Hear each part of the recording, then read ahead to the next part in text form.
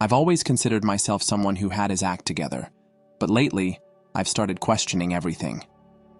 The tipping point? My dad's 62nd birthday party, a night that flipped my world upside down. To set the scene, I'd been a cornerstone of our family business for 12 long years. It wasn't just a job, it was my life. Late nights, missed vacations, and countless sacrifices, all in the hope that I'd inherit the company one day. After all, wasn't that the unspoken promise when you pour your soul into something? The party was grand, typical of my parents, who loved showing off. The guest list had everyone: family, friends, business associates, you name it. The atmosphere was lively, drinks were flowing, the food was incredible, and people were laughing and mingling. I was enjoying myself, completely unaware of the storm brewing. Then came the toast. My dad stood up, glass in hand, and the room quieted.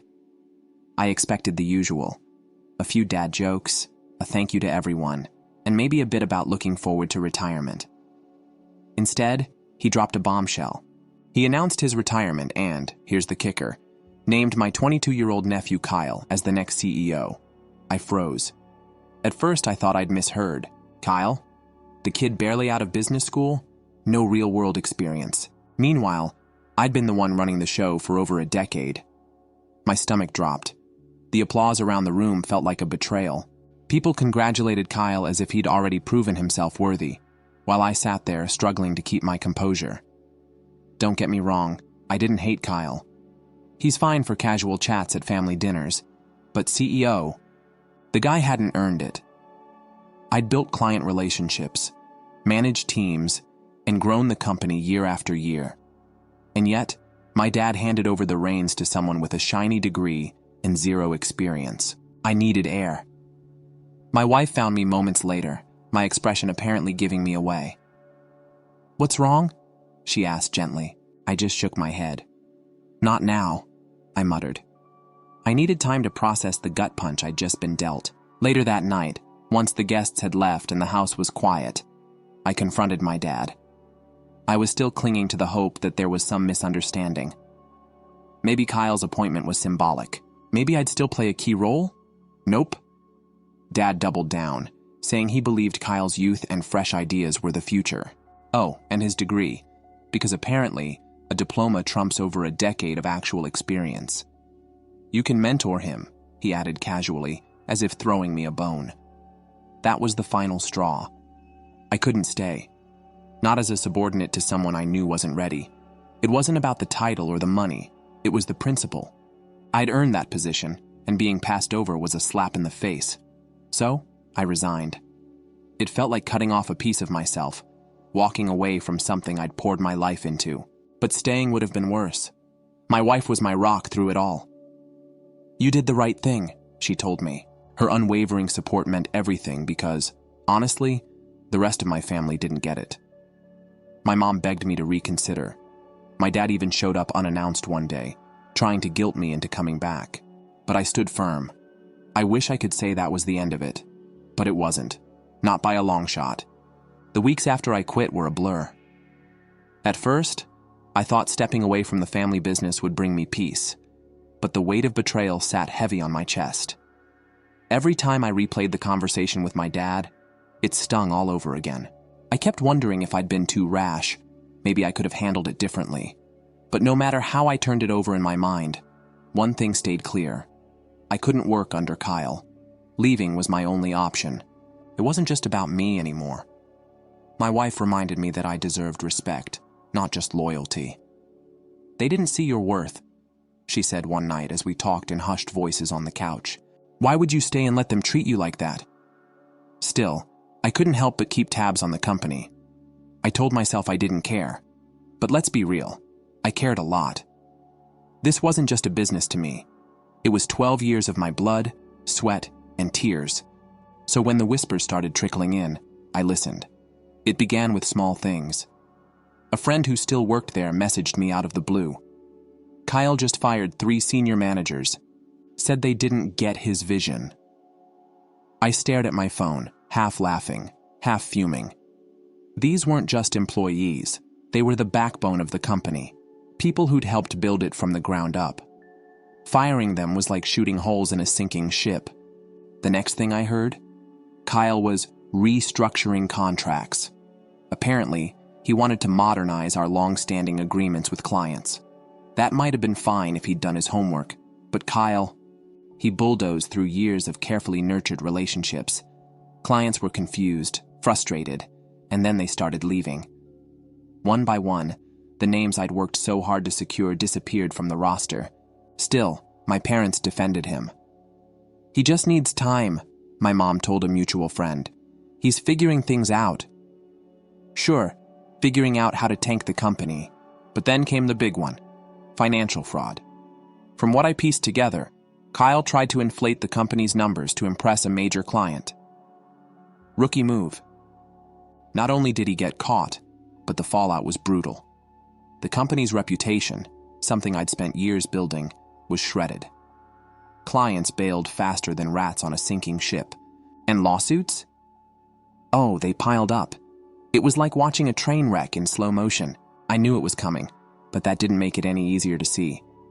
I didn't feel vindicated. Not really.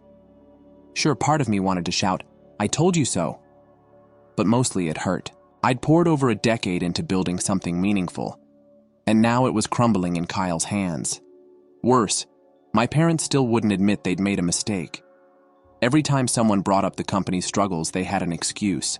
"Kyle's under a lot of pressure," my mom would say. "He's still learning." No, he wasn't. He was floundering. The call started soon after. Old coworkers reached out, venting about how bad things had gotten. "It's a disaster," one guy told me. "The office feels like a sinking ship.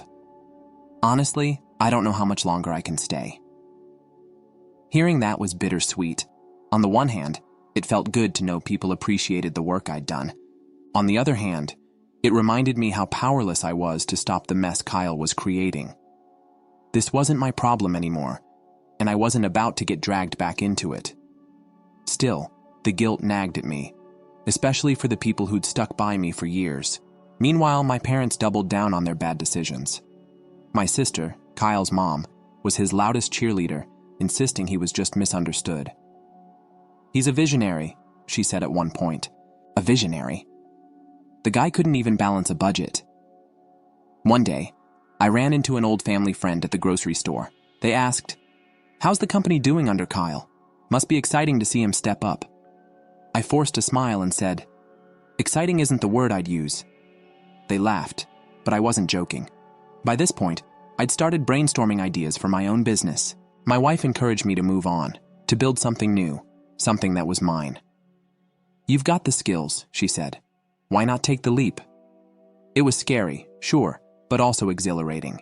For the first time in years, I was thinking about my future, not my family's expectations.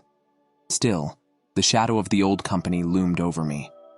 I tried to ignore the whispers about its decline, but they were impossible to avoid. Every new disaster felt like a reminder of how little my parents had valued my work. But I knew one thing for certain. I wasn't going back. 6 months had passed since I'd walked out of the family business.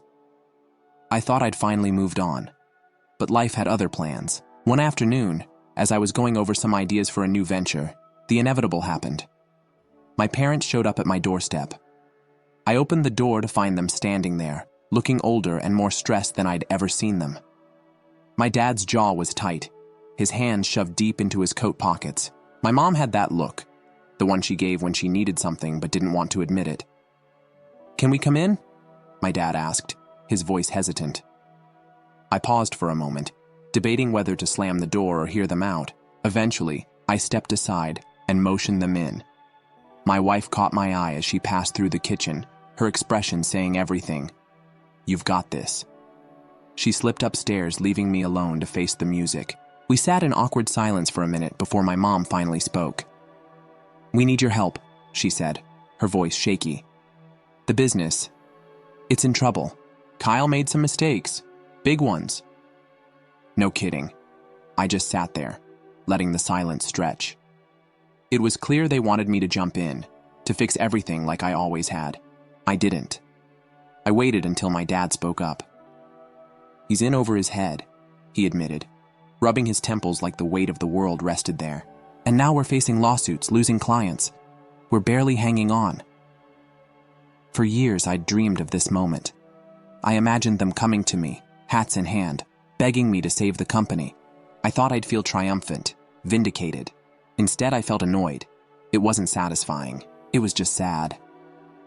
"And what exactly do you expect me to do about it?" I finally asked. My tone wasn't angry, but it wasn't kind either. My mom reached out, placing her hand on mine. "You know the business better than anyone. We need you to come back. Please." Her words hit me harder than I expected. For years, all I'd wanted was for them to see my value, to recognize everything I'd done. And now here they were, practically begging, but it didn't feel like a victory. It felt like an insult. I pulled my hand away. "Why don't you ask Kyle?" I said, my voice steady. "He's the CEO, right? Let him fix it." My dad sighed heavily, leaning back in his chair. "We made a mistake," he said, his voice low. "We thought he'd bring something new to the table, but he wasn't ready. You were right." Hearing him admit that should have felt good, but it didn't. It just made me angrier. They'd had every opportunity to listen to me, but they didn't.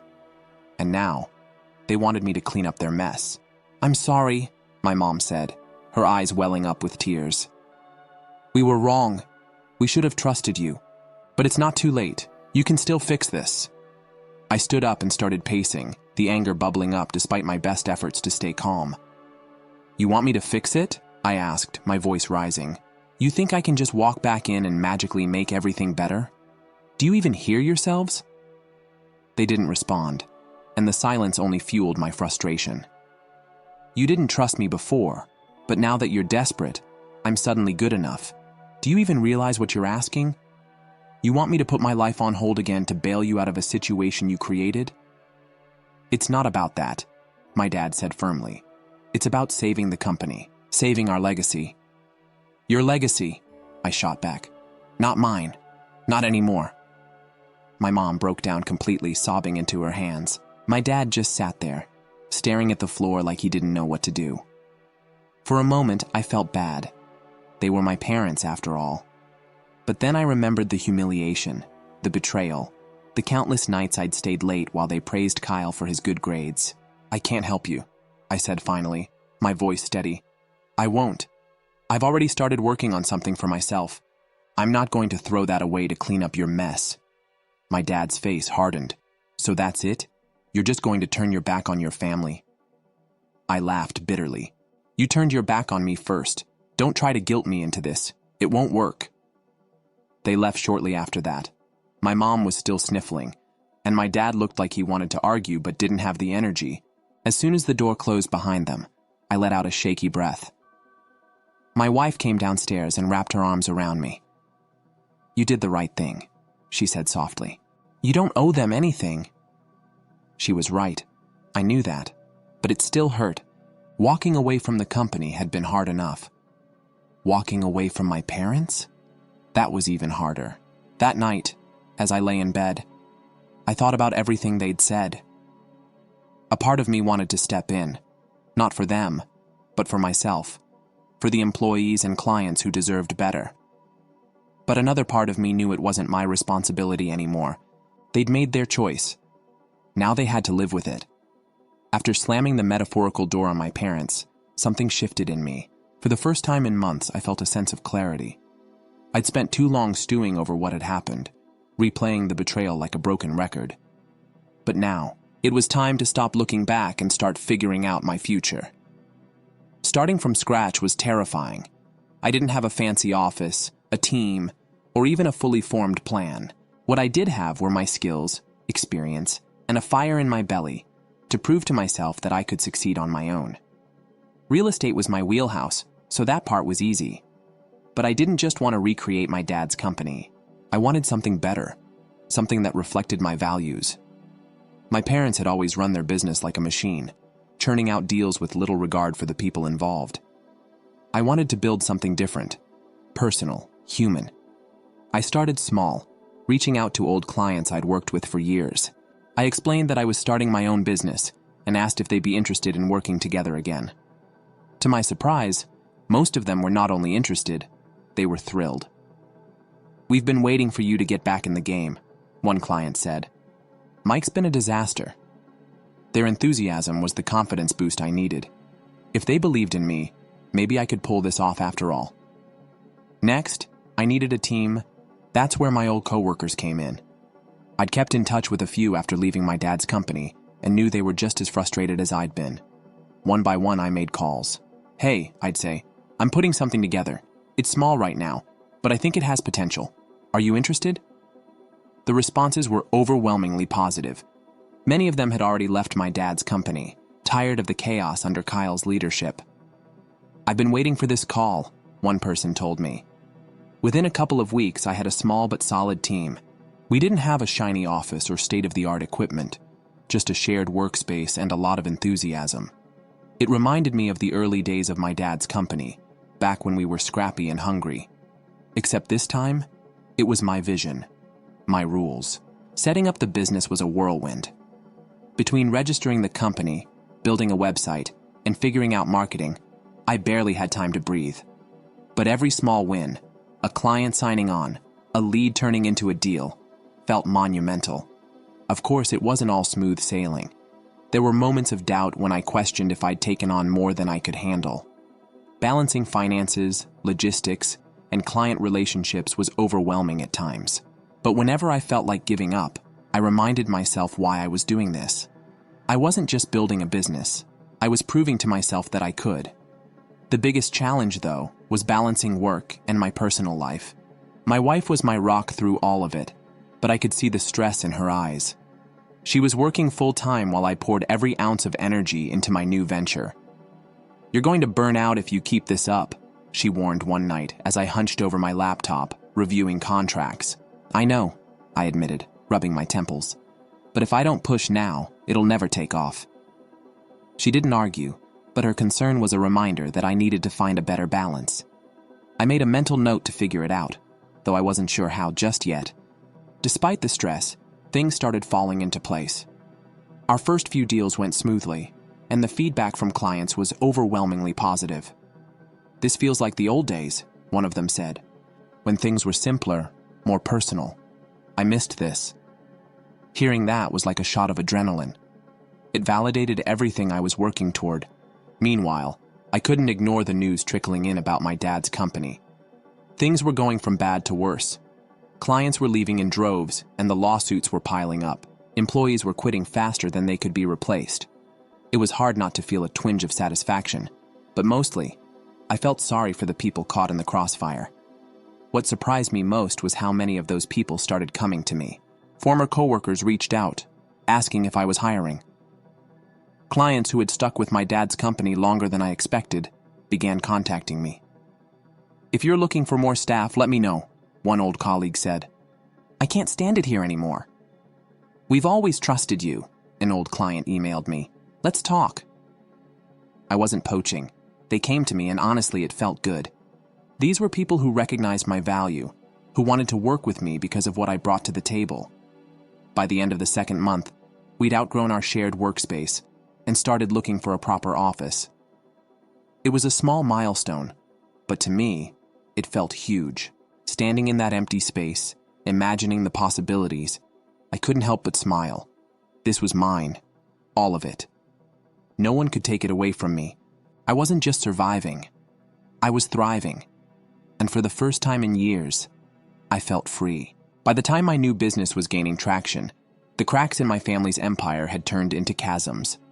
Clients kept leaving. Employees were quitting en masse. Kyle, the golden boy, was nowhere to be found half the time. From what I heard through old coworkers, he'd practically stopped showing up to the office. Rumor had it, he was drowning his stress at local bars during work hours. Meanwhile, my parents were scrambling, desperately trying to salvage what was left. I didn't gloat. I wasn't that petty. But I'd be lying if I said it didn't feel a little cathartic. This wasn't just about their bad decisions. It was about years of being overlooked, years of my work being taken for granted. Now they were seeing the consequences. At first, they tried subtle ways to get me back. Emails from my dad started showing up in my inbox, all variations of the same plea. "Let's talk," or "Can we work this out?" I ignored them. Then came the calls from my mom.